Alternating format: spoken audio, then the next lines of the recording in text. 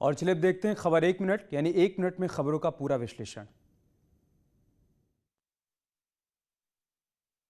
63 दिनों से चले आ रहे किसान आंदोलन में बड़ी फूट पड़ गई है। 2 किसान संगठनों ने आंदोलन खत्म करने का ऐलान कर दिया।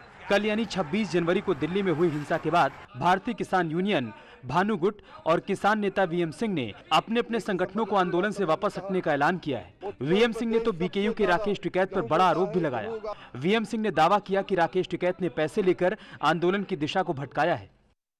हमारा निर्णय स्पष्ट है। वीएम सिंह, राष्ट्रीय किसान मजदूर संगठन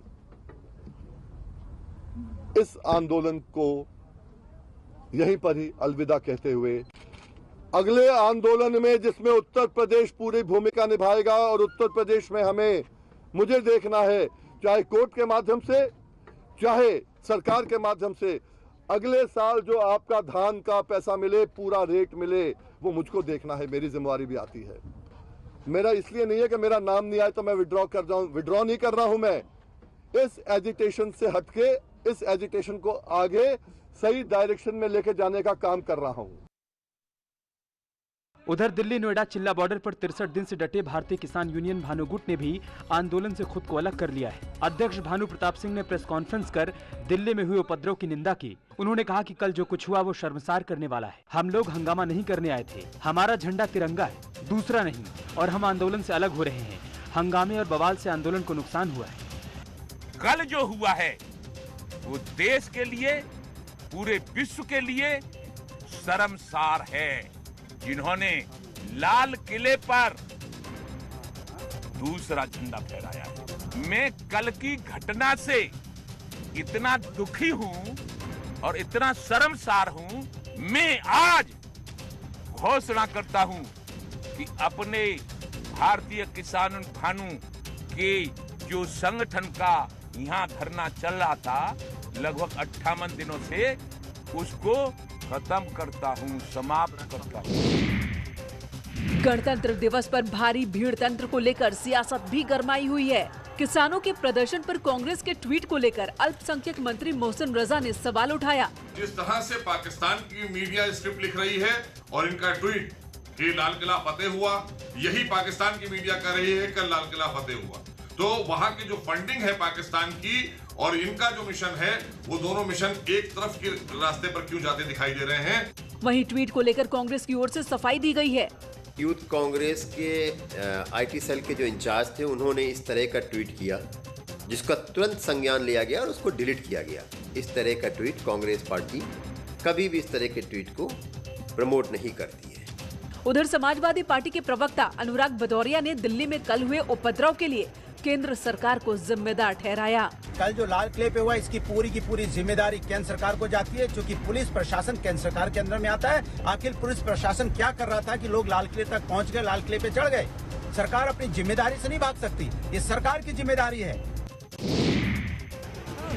26 जनवरी को किसानों की ट्रैक्टर परेड के दौरान हुए उपद्रव के नए नए वीडियो सामने आ रहे हैं। लाल किले के गुंबद पर चढ़े प्रदर्शनकारियों की तस्वीरें पूरे देश ने देखी। अब लाल किले के परिसर में पुलिसकर्मी को पीटते प्रदर्शनकारियों की तस्वीरें सामने आई। जमीन पर गिरे पुलिस वाले पर लाठी से हमला कर रहे हैं।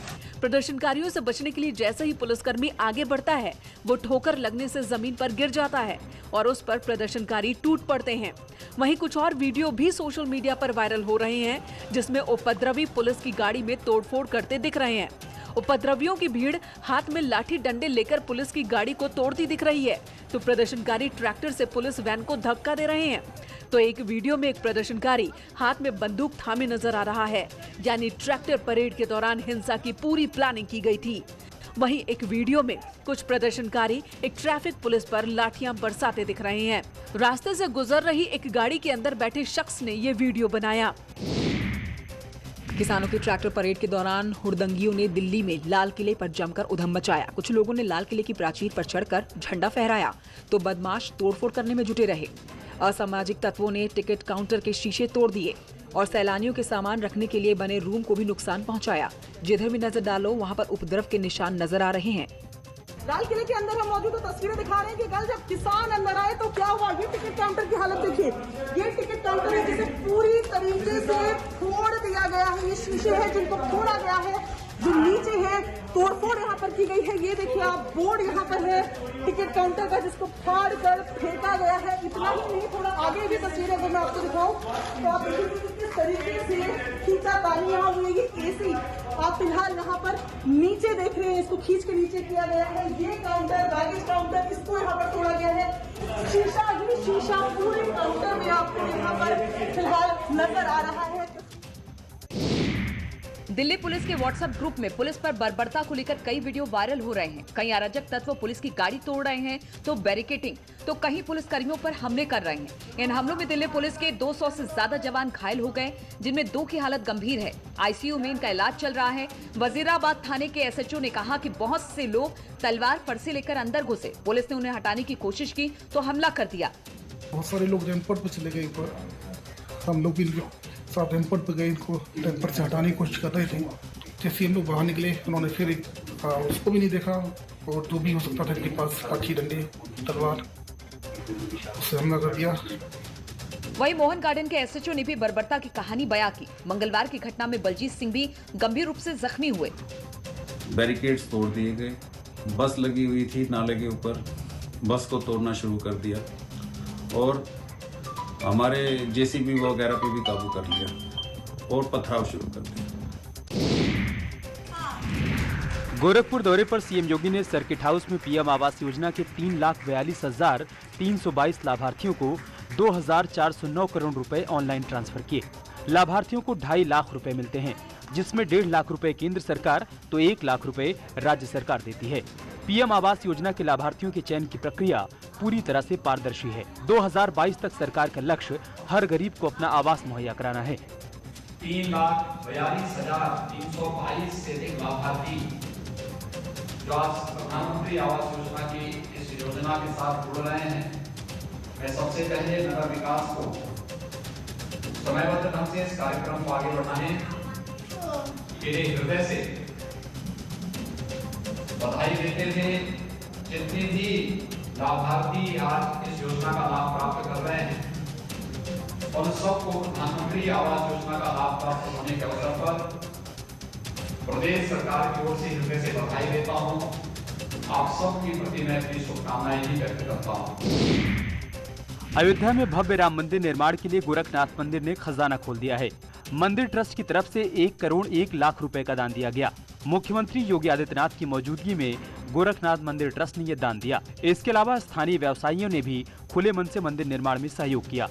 अयोध्या में भव्य राम मंदिर निर्माण का सपना देखने वाले गोरक्षपीठ के पीठाधीश्वरों का जब ये सपना पूरा हुआ, तो गोरक्षपीठ ने भी दिल खोलकर मंदिर निर्माण के लिए दान दिया, और आज मंदिर निर्माण के लिए 1 करोड़ 1 लाख रुपया गोरक्षपीठ की तरफ से दिया गया।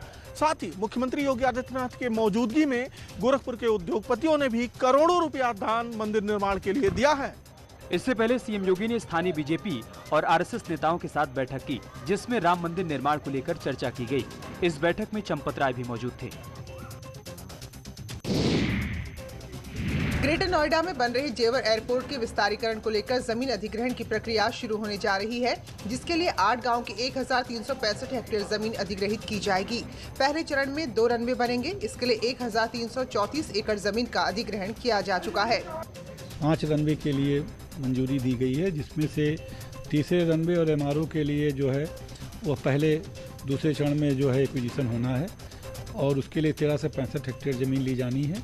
अभी इस संबंध में शासनादेश प्राप्त होने पर और डिस्ट्रिक्ट मजिस्ट्रेट के साथ मिलकर रेवेन्यू रिकॉर्ड्स को देख करके और इस एरिया को सुपर इम्पोज करके ये प्रस्ताव जल्दी से जल्दी बना करके 1 हफ्ते से 10 दिन में जो है वो जिलाधिकारी को भेजा जाएगा। जमीन अधिग्रहण पर करीब 3,500 करोड़ रुपए खर्च होंगे। अधिग्रहण के लिए सरकार 2,000 करोड़ की धनराशि आवंटित कर चुकी है, और बाकी की धनराशि नोएडा, ग्रेटर नोएडा और यमुना विकास प्राधिकरण को अपनी अंशधारिता के अनुपात में जुटानी होगी। आगरा में पुलिस और एसटीएफ को बड़ी कामयाबी मिली है। पुलिस ने क्रेडिट कार्ड के नाम पर ठगी करने वाले गैंग का पर्दाफाश किया है और 4 सदस्यों को गिरफ्तार किया है। इनके पास से 6,60,000 रुपए की नकदी और 2 कार मिली है।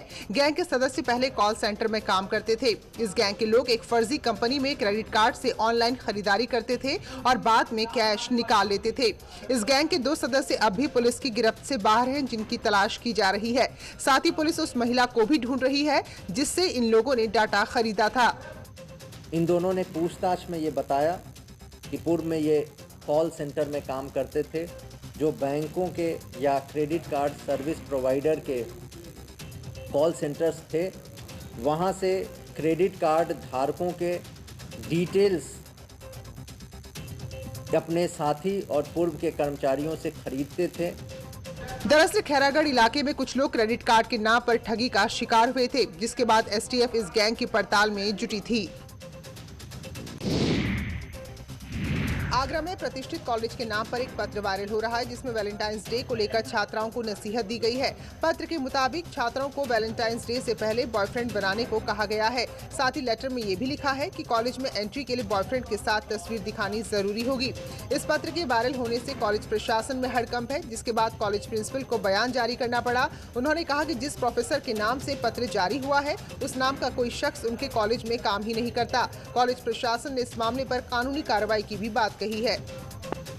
ये पत्र पूरी तरह से फर्जी है। जिन महोदय के हस्ताक्षर प्रोफेसर आशीष शर्मा के हस्ताक्षर से पत्र निर्गत किया, इस नाम का कोई भी व्यक्ति हमारे स्टाफ पर नहीं है। ये निंदनीय कृत्य है जो किसी खुराफाती और बीमार मस्तिष्क वाले व्यक्ति के द्वारा किया गया है। हम इसकी कड़ी भर्त्सना करते हैं और इसकी पुनरावृत्ति हुई तो इसके खिलाफ आपराधिक कार्रवाई की जाएगी।